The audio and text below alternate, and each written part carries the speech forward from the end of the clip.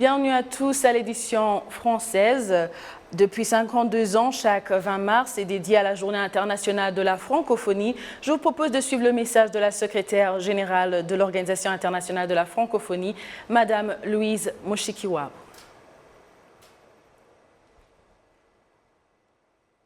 Ce 20 mars, Journée internationale de la francophonie, à notre jeunesse, l'incarnation et l'expression de la francophonie de l'avenir. Les jeunes représentent plus de 70% de la population de certains de nos pays, dont la vitalité démographique explique celle de la langue française dans le monde.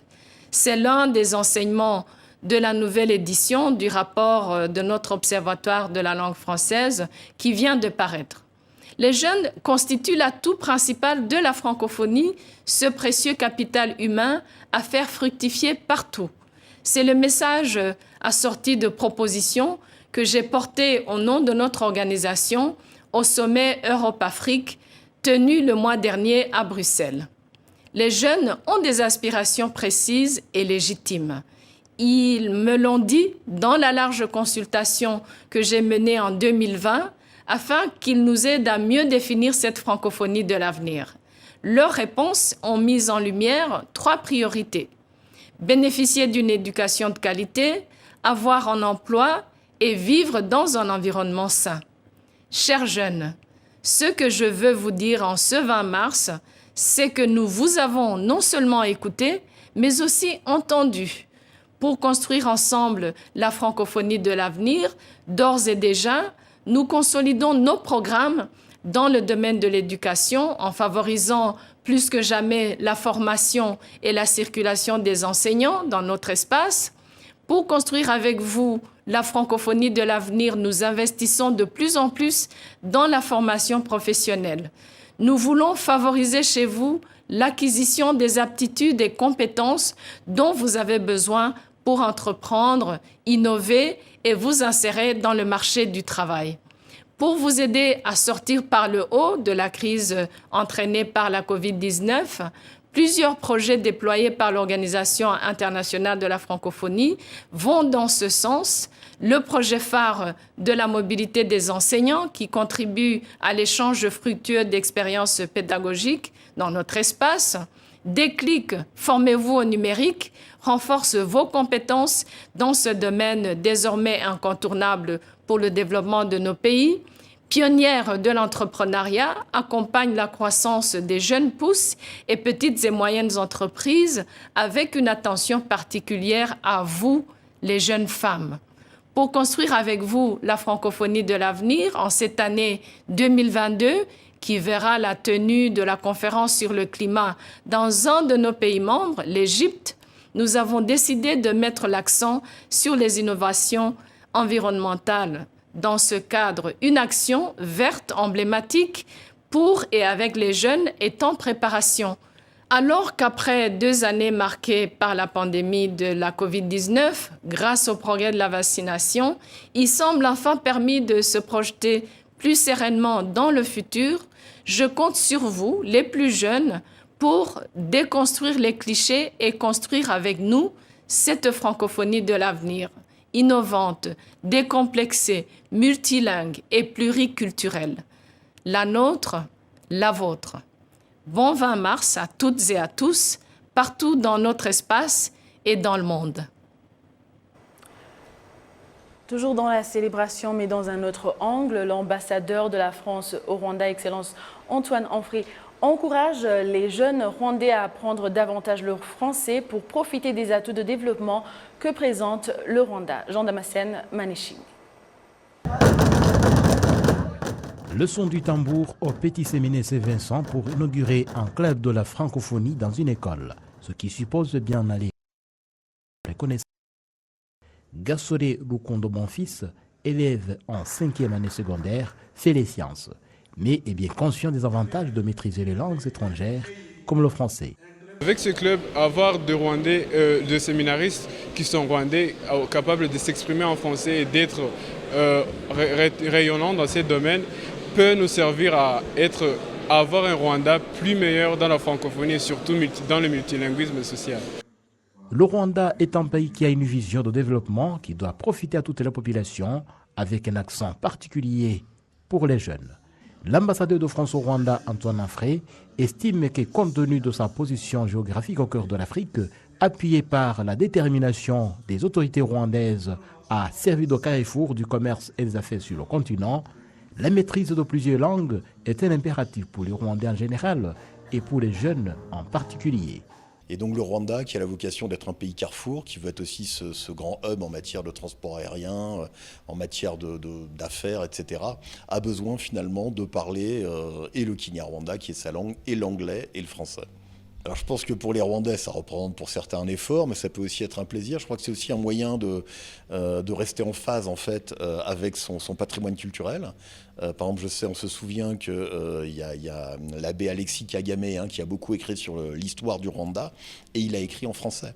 Donc si des Rwandais veulent lire les écrits d'Alexis Kagame dans le texte, il faut qu'ils les lisent en français. Donc le français peut être un plus aussi, je pense, au niveau, pas uniquement en tant que langue des affaires, mais aussi au niveau culturel, au niveau de l'apport que le français peut donner en littérature, en philosophie, en théâtre, etc. Il y a aussi j'ai vu récemment par exemple une pièce d'un auteur de théâtre rwandais, Dorsi Rugamba, dont les parents d'ailleurs je crois sont en cours de béatification. Il y a un procès en béatification à Rome actuellement, et cet auteur, Dorsi Rugamba, il écrit en français. Donc si les Rwandais veulent comprendre ce qu'il écrit, il faut qu'ils apprennent le français. Les avantages du multilinguisme pour les Rwandais est un point également soutenu par le cardinal Antoine Kambanda, archevêque de Kigali, qui invite en particulier les jeunes à profiter de leur vitalité pour élargir au maximum les connaissances linguistiques. Les jeunes, ils sont encore jeunes, ils ont la capacité d'apprendre la langue française. Et l'apprentissage de la langue française, c'est une richesse culturelle et c'est la clé à toute une culture et une histoire française. Le Rwanda, c'est un pays qui a des voisins et francophones en Afrique et aussi bien connecté avec les pays francophones, la France, la Belgique, le Canada et d'autres. Alors, ils ont beaucoup d'avantages d'apprendre cette langue, parce que chaque langue qu'on apprend, c'est une ouverture et une richesse qui va être avantageuse pour les jeunes. L'attaché de coopération pour le français à l'ambassade de France au Rwanda indique que l'ambassade est prête à accompagner toutes les initiatives visant le renforcement du français, en particulier dans les écoles du pays. Donc on se tient au service véritablement de la volonté à la fois institutionnelle avec nos partenaires rwandais et la volonté plus large des élèves qui souhaitent apprendre le français et des enseignants qui demandent à développer leurs compétences pédagogiques mais aussi leurs compétences linguistiques, puisqu'on a compris que le français, le parler, on a une grande envie au Rwanda, je crois. Mais c'est aussi un défi, après plusieurs années où le français dormait, diront certains. Aujourd'hui, il se réveille et on est très heureux d'accompagner cette volonté et cette ambition rwandaise. Ce lancement du club de la francophonie s'inscrit dans le cadre d'une série d'activités préparées au Rwanda pour célébrer la journée internationale de la francophonie du 20 mars. Le Rwanda s'est joint au reste du monde entier ce dimanche pour célébrer la Journée internationale de la francophonie. Les volontaires engagés dans la diffusion du français au Rwanda depuis octobre 2020 se félicitent de leur impact positif sur leur travail. Certains axes routiers de la capitale rwandaise Kigali auréolés aux couleurs du drapeau national et de celui de l'Organisation internationale de la francophonie pour célébrer la journée du 20 mars que fête l'organisation chaque année. Célébrer la francophonie au Rwanda est plus qu'un significatif, puisque le pays des mille collines a déjà tissé des liens forts avec l'organisation. Depuis octobre 2020, le Rwanda a accueilli des volontaires de l'Organisation internationale de la francophonie engagés dans la formation des enseignants de français dans le cadre du programme de mobilité des enseignants entrepris par l'organisation. Avec une expérience d'au moins de 2 ans déjà, ces volontaires se félicitent des résultats positifs déjà enregistrés. Personnellement, je trouve que ce qui a beaucoup changé, c'est la motivation des élèves à apprendre le français. Quand on est arrivé, en fait, tout le monde trouvait que le français est difficile, c'est une langue difficile à apprendre. Moi, en tout cas, là où je suis vraiment très contente de tous mes élèves, c'est que aujourd'hui, je vois qu'avec les diverses activités qu'on a faites, ils sont motivés. Pour moi, le plus grand changement, c'est la motivation. Avant, c'était très difficile, les élèves n'avaient pas vraiment envie d'apprendre le français. Aujourd'hui, il y a une vraie motivation dans l'apprentissage du français. Et moi, je trouve que ça, c'est déjà un joli succès.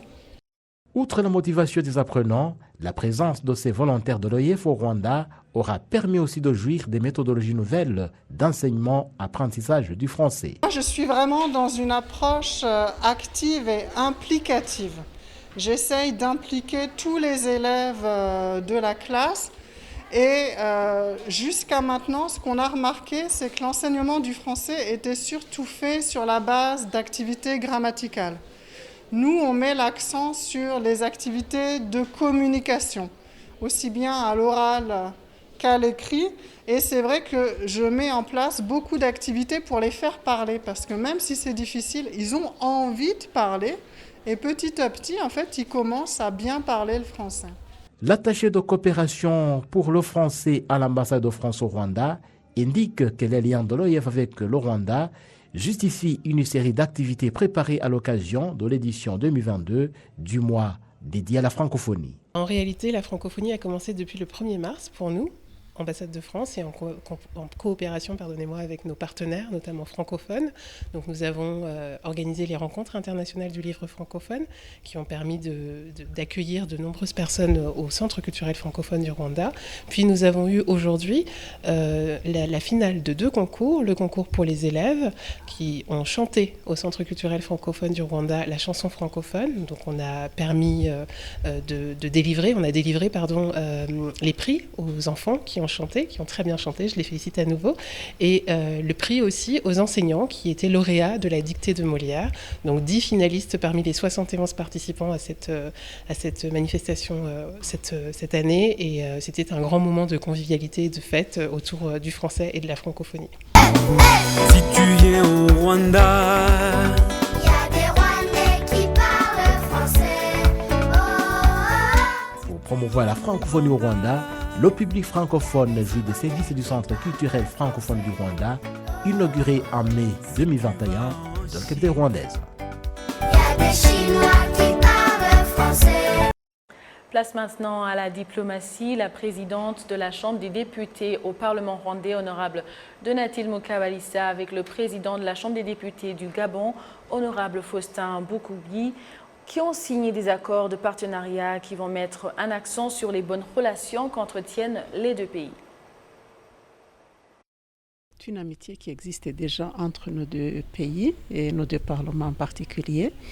La signature du mémorandum d'entente, c'est pour voir dans quelle mesure nous pouvons continuer à renforcer et à approfondir nos relations d'amitié, de coopération, d'échange d'expertise de part et d'autre, pour voir dans quelle mesure nous pouvons améliorer donc cette coopération, cette collaboration, que ce soit au niveau politique, que ce soit au niveau technique. Et nous avons déjà mis en place des groupes d'amitié de part et d'autre. Il y a un groupe d'amitié Rwanda-Gabon qui existe au niveau du Parlement du Gabon.